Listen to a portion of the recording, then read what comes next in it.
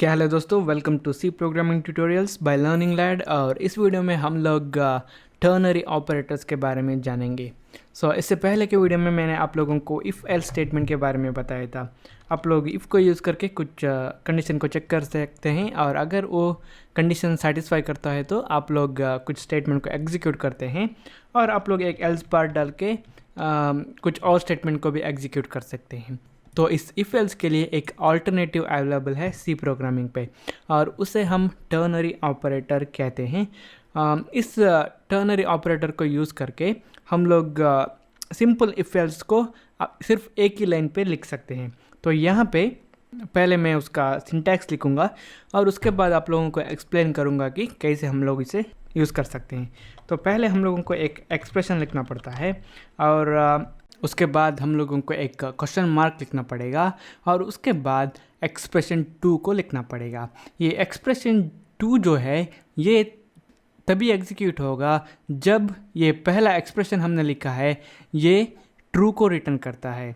अगर ये expression false return करता है तो हमारा एक्सप्रेशन 3 जो है ये एग्जीक्यूट हो जाएगा। तो यहाँ पे एक्सप्रेशन को इवैल्यूएट किया जाएगा। अगर ये ट्रू रिटर्न करता है तो एक्सप्रेशन 2 एग्जीक्यूट होगा, अगर ये फॉल्स रिटर्न करता है तो एक्सप्रेशन 3 एग्जीक्यूट होगा।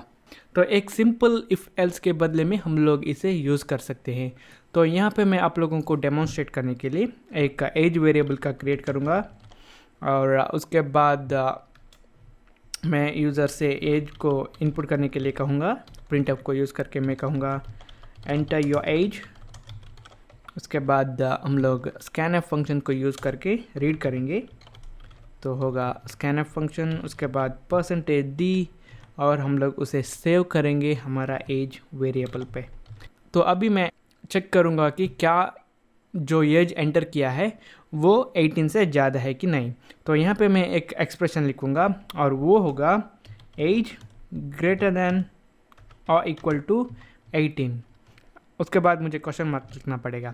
अगर ये एक्सप्रेशन जो मैं लिखा हूँ ये ट्रू पे रिजल्ट करता है तो मैं इस क्वेश्चन मार्क के बाद में जो स्टेटमेंट मैं लिखूँगा उसे एग्जीक्यूट करूँगा।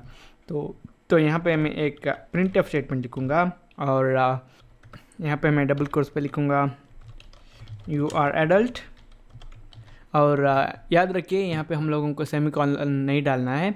उसके बाद यहाँ पे कॉलन डालूँगा मैं और यहाँ पे अगर ये एक्सप्रेशन फॉल्स रिजल्ट करता है तो जो स्टेटमेंट हम एग्जीक्यूट करना चाहते हैं उसे लिखना पड़ेगा। यहाँ पे भी मैं एक प्रिंटफ स्टेटमेंट लिखूँगा, इसलिए मैं इसे कॉपी करके यहाँ पे पेस्ट करूँगा और मैं यहाँ पे लिखूँगा यू आर माइनर।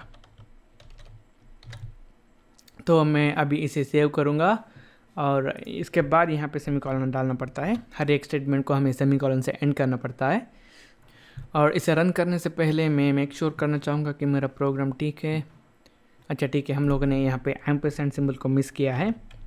तो एम्परसैंड सिंबल को डालने के बाद सब ठीक सा लगता है, इसलिए मैं इसे रन करूँगा, बिल्ड एंड रन। तो अभी मुझे मेरा एज एंटर करना है, मैं एंटर करूँगा 24। अगर मैं एंटर दबाऊँगा तो ये कहता है कि यू आर एडल्ट और मैं इसे बिल्ड एंड रन करूँगा और फिर से मैं एंटर करूँगा मेरे एज 16 और ये कहता है कि यू आर माइनर। यहाँ पे अगर इस एक्सप्रेशन ट्रू पे रिजल्ट करता है तो ये स्टेटमेंट जो है क्वेश्चन मार्क के बाद और इस कॉलन से पहले है वो एग्जीक्यूट हो जाएगा। अगर हमारा ये एक्सप्रेशन फॉल्स पे रिजल्ट करता है तो ये लास्ट स्टेटमेंट एग्जीक्यूट होगा।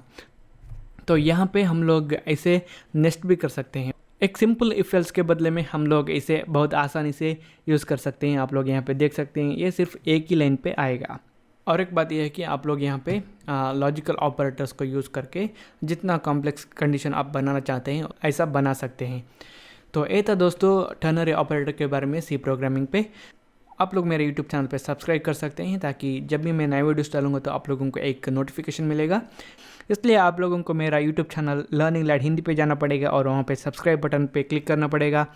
अगर आप कुछ और वीडियोस देखना चाहते हैं तो आप लोग मेरा मेन चैनल लर्निंग लैड पे विजिट कीजिए, वहाँ पे मैं सारे वीडियोस इंग्लिश में बनाता हूँ। और आप लोग मुझे फेसबुक पे भी लाइक कर सकते हैं, facebook.com/learninglad और facebook.com/learninglad हिंदी पे। तो थैंक यू फॉर वॉचिंग और आप लोगों को नेक्स्ट वीडियो पे मिलूँगा।